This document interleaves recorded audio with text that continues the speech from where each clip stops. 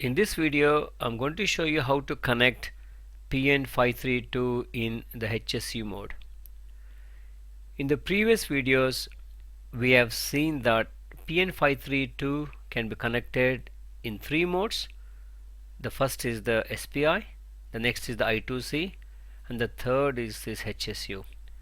So HSU stands for high speed UART. So I'll be covering two different methods. The first method is using a microcontroller PN532 and a PC.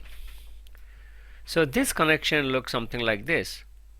So you have the PN532 connected using HSU mode to a microcontroller, which using through a USB is connected to a PC.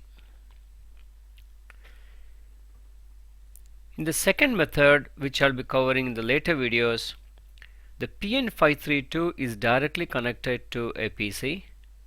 So since PN532 doesn't have the USB port, it has to be connected through an intermediary device, which is called as the FTDI or the USB to TTL converter. So this is a converter. So the way this is connected is the converter connects to the PC using the USB cable, and the TTL to this is connected using the HSU in the HSU mode.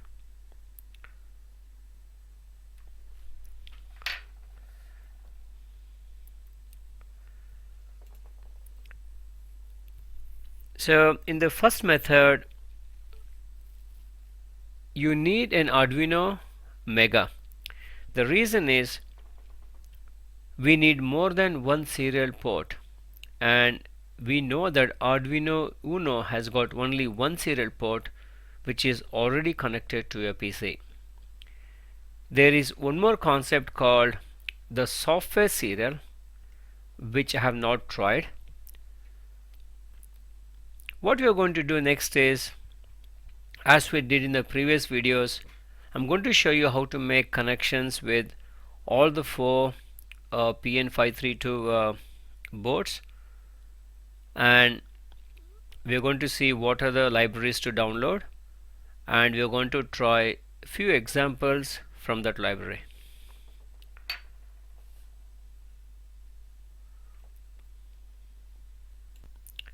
So if you remember, in my very first video I mentioned that I have got no clue on the HSU mode.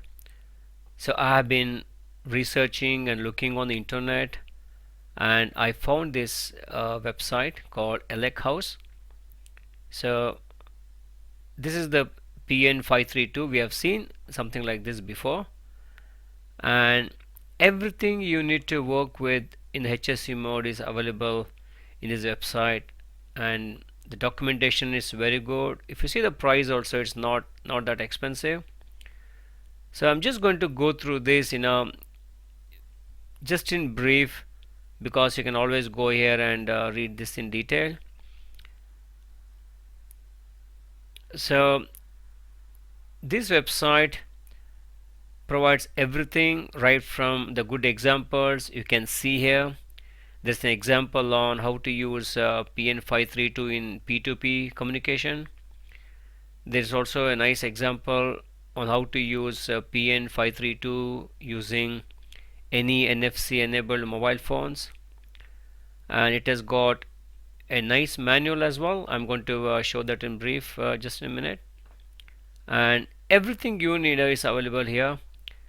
So one more thing I noticed in this website is, which I would like to mention here, is there is a version of a PN532, that's a version 4. Looks like this. I've not seen what exactly, I don't know how exactly this is different from the other, but looks like it has got some kind of a serial communication. Okay.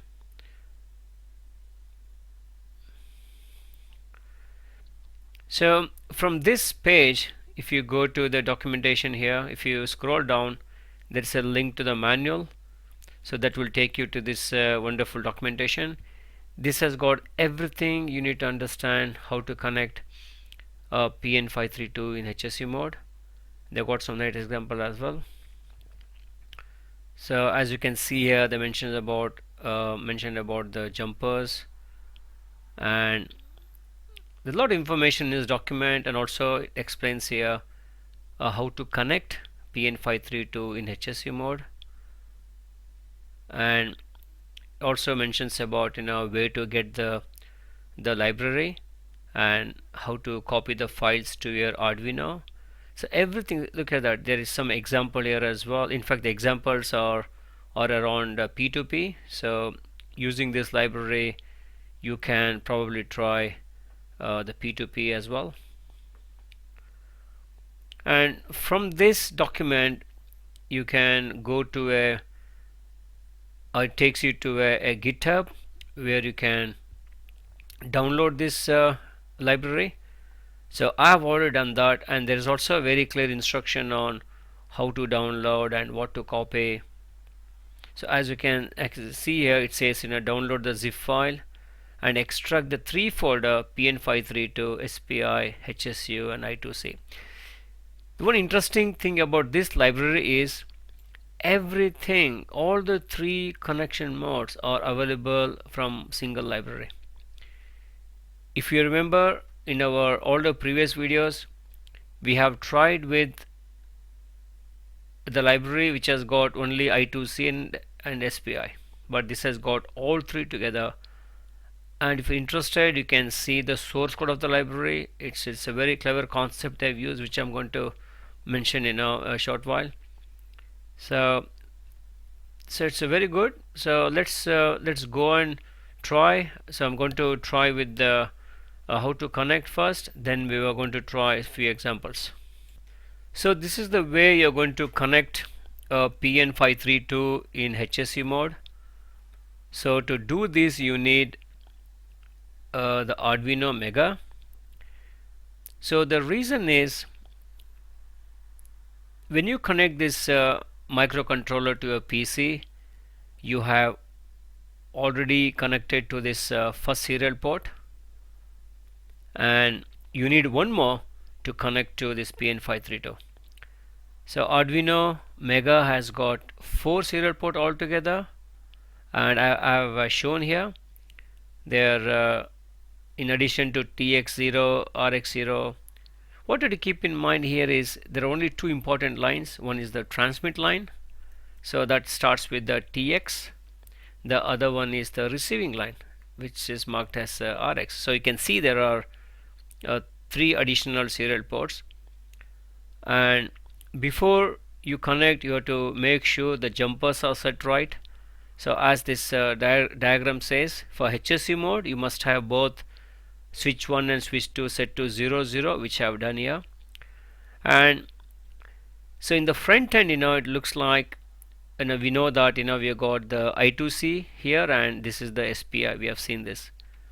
So on the back of this PN532, so you can see this is the most important thing. The same I2C pins are used for the HSU connection as well. So what is called STA is on the back here. If you see, this is the transmission line, and what is called here as SCL is the RX line or receive line. So the secret here is the TX from the TX from Arduino connects to the RX of PN532. So that's indicated by the yellow line, and the RX, the receiving of the Arduino, connects to the TX of the PN532, and you have to power the PN532. You can connect to the 5 volts and the ground, and that's all the connection looks like. The connection to HSU is more or less simpler than I2C and SPI. So once you get all this connection ready, you have to download the software, and let us try some of these examples. So if you remember from the previous videos, This is the folder we have been using. All the downloads we did from the internet, they're all kept in one single folder. So I have downloaded this HSU library from GitHub. It's all here, and unzipped it, and everything inside this unzipped folder, as the documentation says, and we know that needs going into the library folder of our Arduino, the work folder. So these are the 4 folders that are part of the library, and this one we have seen before, which is which we have tried with I2C and SPI. So I'm going to run. You just have to drag and drop all the 4 folders here, nothing doing here. So I'm going to start the Arduino IDE, and if you go to the examples, and if you go to this PN532 folder, we just open this. This is the easiest example because this IS4 just recognizes or reads only the UID.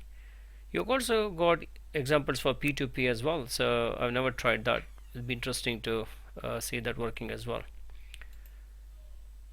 So if you see here, everything, all the 3 modes can be trusted using one single library. This is for SPI, this is for HSU, and this is for the I2C. And this library, when you download, is already set to work with HSU because of this one here. If you want to try SPI, you have to make this as one. Okay.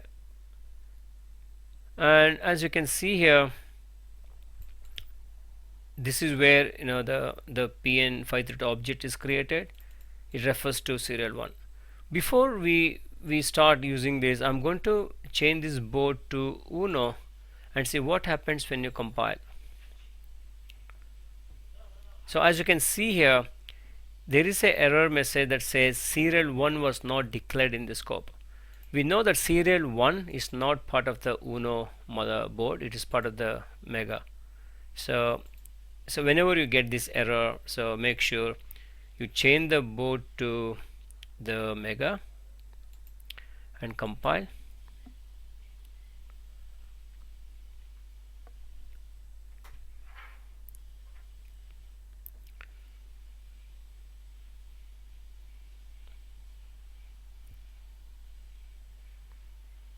So compilation is fine. I have already connected the Mega and PN532. You can see these two are for the VCC and the ground, and this pin number 1718, this is the RX and TX one from Arduino to TX and RX for PN532. So connection is fine. I've connected here. Let's upload this.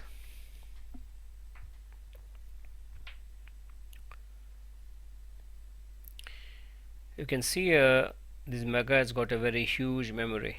It has got 256 kilobytes of RAM. So the download done. Let's go and try. Perfect. If you see this message, we know that everything is working fine. Perfect. So I'm going to show you quickly all the tags. We used to do this before as well. So this is 1K. This is ultralight. It's fine. This is Desfire. Let's see. Desfire is fine, working as well. So this is ultralight EV1, works. MiFire 4K works. NTAG 216 works. NTAG 213 works. And this is the ultralight C.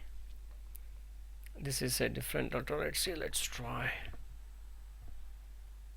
Sorry, I remember that. Okay, I think we did had a problem recognizing ultralight C on this red board. So that's fine. Perfect. So everything works fine. So as you saw here, it's really easy with this library. This library is very, very interesting. Okay, so just a little bit about this library. So what the library does is, so at the highest level,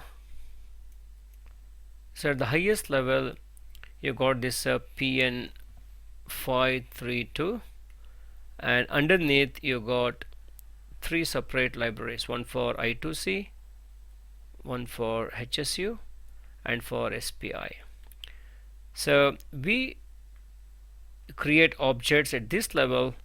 In turn, everything, these high level functions, will call the corresponding functions over here. This is a very, very interesting architecture.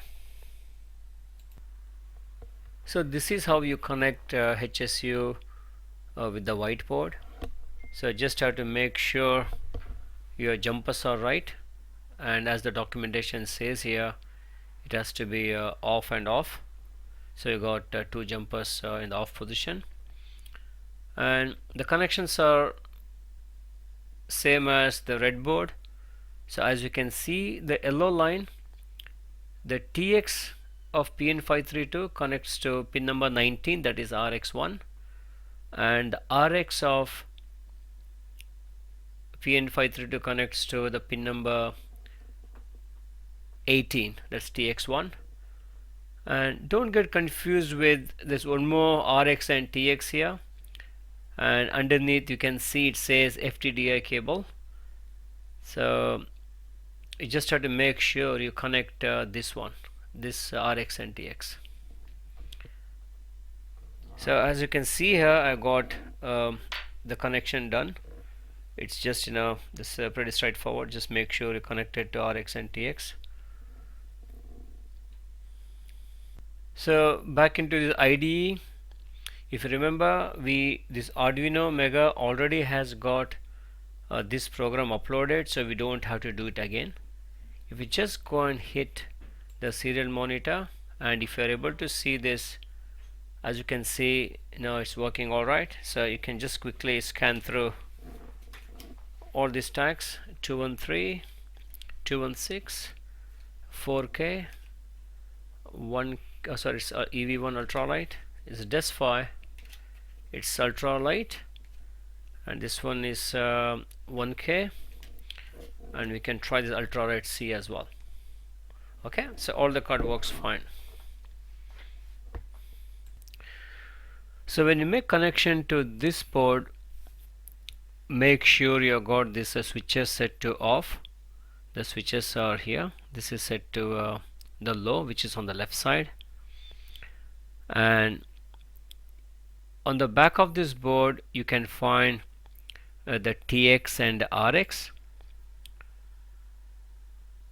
and these two lines are same for I2C as well. As you can see, it has got ST and SCL.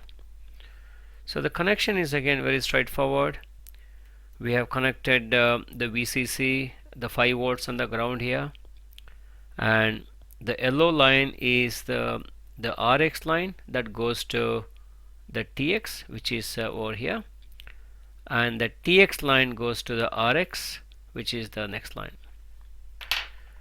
So again, as we did before, our Arduino board is already loaded with the program, so we don't have to load again.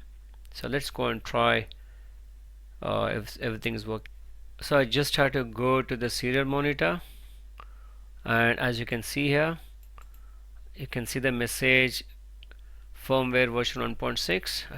I'm going to quickly try out all this. This is the ultralight C. Yep, this is 1K. This is ultralight. This is EV1. Sorry, this is a DESPHI, and this is ultralight EV1. And I didn't try this before. This is NTAG 203. This is 4K. This is NTAG 212, and finally we got NTAG 213. Perfect. So this works as well. So next I have what we have been calling as a blue board, and the connection here is, make sure you got the jumpers right. So as we know from the earlier videos, this blue board, there are no switches, you just have to solder it. And in fact, I'm not good in soldering because there is a lump of the solder here. It's very easy to solder. Just bring the solder iron, that bubble either moves that side or this side. So in order to find out the RX and TX in this card, you have to go to the reverse of the tag. Here, as you can see, the STA is same as TX and the SCL is RX. So I have got the purple line here. The RX is connected to the STA, which is TX, and the yellow line TX1 connects to the RX of PN532, and as usually now we have the 5 volts and the ground connected here as well. So back into this Arduino IDE, we don't have to upload again because the Mega board already has our program. We can see that it's working fine. Just quickly go through these tags. This is 203 ultra light, it's 1K, it's ultralight C, looks like ultralight C. This tag has got an issue. Oh no, it works fine. Alright, and the desk file is fine. The 4K ultralight EV1, the N tag 216 and N tag 213. Perfect. So this works as well.